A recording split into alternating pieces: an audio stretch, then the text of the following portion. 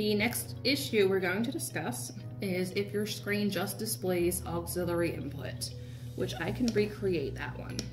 Now, every once in a while, something happens and this shows up on your device. Usually user error, but occasionally it could be something else. As you can see, there is no music playing currently. This port back here is an auxiliary input. Basically what that is the ability to plug in like a third-party CD player or any music system to play directly through this device in the event of an internet failure.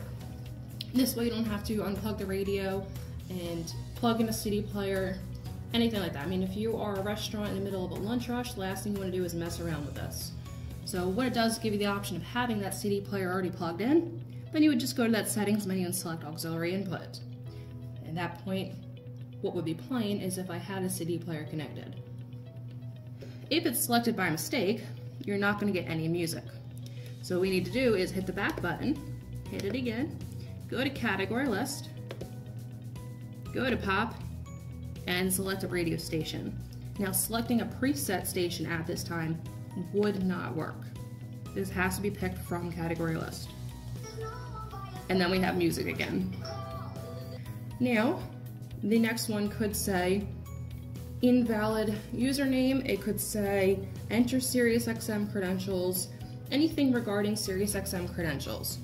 You're going to want to make sure you have your correct set of username and password for this device. Now I say that because if you have multiple devices or multiple accounts, you want to make sure you have them on the correct device. If you don't, make sure you contact your SiriusXM reseller and they'll be able to assist you further. If it says enter your username and password, you're going to go back to our original setup video where it shows you how we entered the username and password.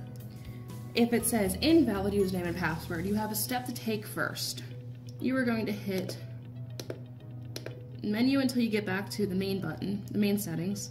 You're going to go into settings, and what you're going to do is hit clear credentials. And it's going to say clear SiriusXM credentials, yes or no. Now, if you have the wrong credentials in here, you're going to want to hit yes before you move on to inputting the correct ones. So if I had the wrong set of credentials in here, I'm going to hit yes to clear it. Alright, as you can see, they're deleted. Now this would be the case if, say, one of your employees misunderstood and they input a username and password of their own creation. At this point I would go into set credentials. See, there's nothing shown up here now.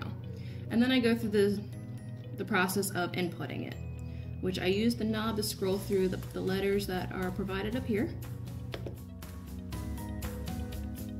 Input each digit until I get my full username. As you can see, I'm putting the digit I want in the center of the screen. And then when I'm done, I'm going to put the word end, E-N-D, in the center of the screen and select it. And then I do the same for the password. When I have my password entered, that's when I go to end again. I'll put it in the center of the screen. It'll update and tell me password updated. Then that should resolve any of the issues that I had before. And I'll be able to pick music at that time. Alright, so I just finished and I entered my username and password. And now it is done. So I'm going to hit the back button. I'm sorry.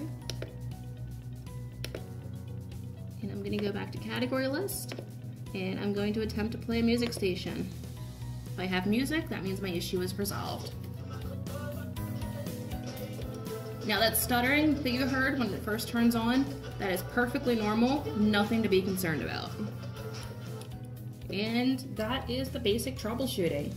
If your issue was not resolved in this video, we strongly encourage you to contact your SiriusXM reseller and they will be able to provide you with further assistance. Thank you so much for watching.